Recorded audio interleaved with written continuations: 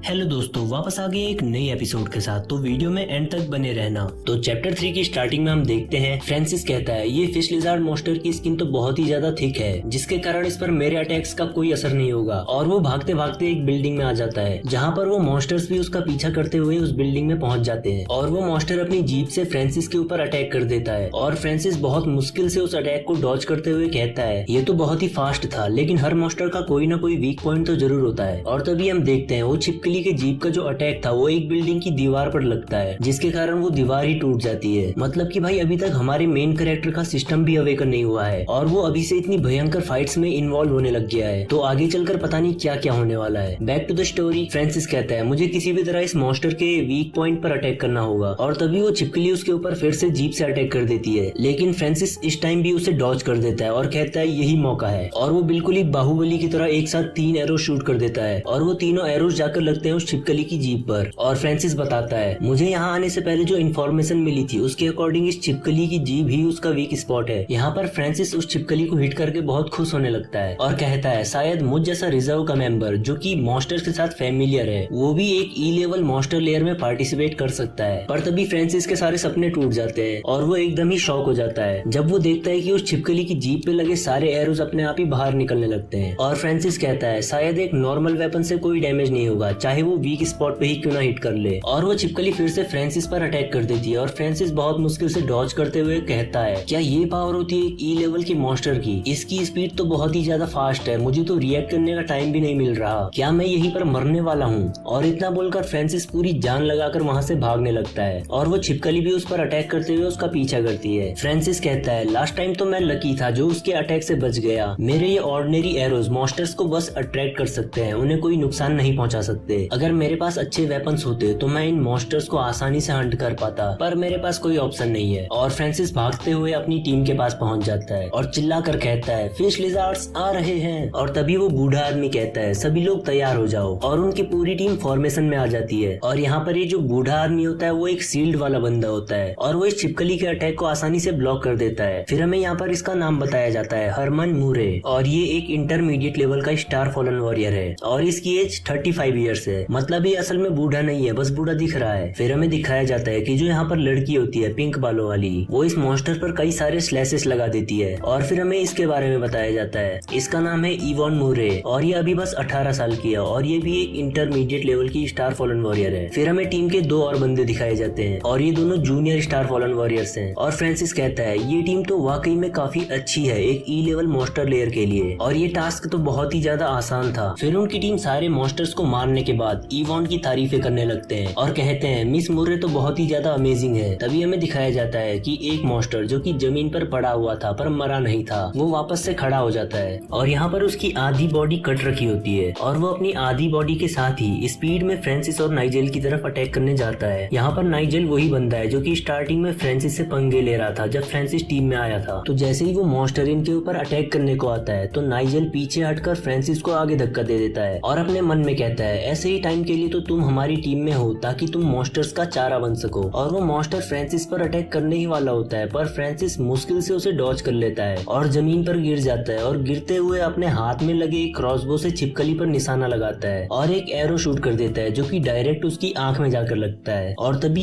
Ivan भी वहां पर आकर अपनी स्वॉर्ड से उस मॉन्स्टर को मार देती है, लेकिन फ्रांसिस का एरो उस मॉन्स्टर के क्रिटिकल स्पॉट पर लगने के कारण फ्रांसिस को किल मिल जाता है। और फिर यहाँ पर पहली बार अपना सिस्टम अपीयर होता है। तो इसी बात पर सब लोग कमेंट में सिस्टम लिख दो भाई। तो हमें दिखाया जाता है कि फ्रांसिस का जो लॉकेट था जो कि उसकी मॉम ने दिया था उसमें से एक विंडो बाहर आती है और उसमें आवाज आती है कि तुमने फर्स्ट टाइम एक ई लेवल के मॉन्स्टर को मारा है जिसके कारण तुम्हारी रिक्वायरमेंट्स पूरी हो गई है और अब सिस्टम एक्टिवेट हो रहा है और यूजर के साथ अडेप्ट हो रहा है, प्लीज वेट। और फ्रांसिस यहाँ पर शॉक हो जाता है और कहता है ये साउंड क्या ये मेरा एक इल्यूजन था? फिर इवॉन नाइजेल से कहती है नाइजेल तुम इन मॉन्स्टर्स की बॉडी से इसेंस कोर निकालो और इन्हें ठिकाने लगाओ। तो नाइजेल कहता है सीरियसली आई मीन ये मेरा काम नहीं है, ये मैं क्यों करूँ? तो इवॉन गुस्से में कहती है ये मत सोचो कि अभी अभी जो तुमने किया वो मुझे पता नहीं चला। और यहाँ पर नाइजेल के पसीने छूटने लगते हैं। फिर नेक्स्ट सीन में हमें दिखाया जाता है कि ये सभी लोग एक जगह पर कैंप कर रहे होते हैं और इवॉन फ्रांसिस को कुछ खाने के लिए देती है और कहती है ये एक नई तरह का आर्मी राशन है जो कि जल्दी से एनर्जी को रिस्टोर कर देता है। और वो कहती है कि तुम काफी अच्छे स्काउट हो और फ्रांसिस भी शर्माते हुए थैंक यू कहता है। और फ्रांसिस सोचता है कि इवॉन उतनी भी बुरी नहीं है जितनी वो लगती लगती है। फिर नाइजेल कहता है, फ्रांसिस मुझे लगा नहीं था कि तुम मॉन्स्टर्स को अट्रैक्ट करने में इतने अच्छे होगे, लेकिन अनफॉर्चुनेटली तुम्हारे लिए इम्पॉसिबल है कि तुम अपनी पूरी लाइफ में भी कभी इंटरमीडिएट स्टार फॉलन वॉरियर बन पाओ। इसलिए अगर तुम्हें पैसे कमाने हैं तो तुम्हें हमेशा ही ऐसे मॉन्स्टर का चारा बनकर दूसरी टीम्स के साथ रहना पड़ेगा। फिर इवॉन कहती है, नाइजेल शांत हो जाओ। नाइजेल हंसते हुए कहता है, सॉरी मैंने गलती से सच बोल दिया। और उनकी टीम के बाकी सभी लोग हंसने लगते हैं और वो 35 साल का बूढ़ा हरमन कहता है कि इसको सीरियसली मत लेना, नाइजेल हमेशा ही मजाक करता रहता है। और फ्रांसिस एक फेक स्माइल देते हुए सोचता है कि अब अच्छा बनने का नाटक मत करो, मुझे पता है उस समय नाइजेल ने क्या किया था और वो कोई मजाक नहीं था।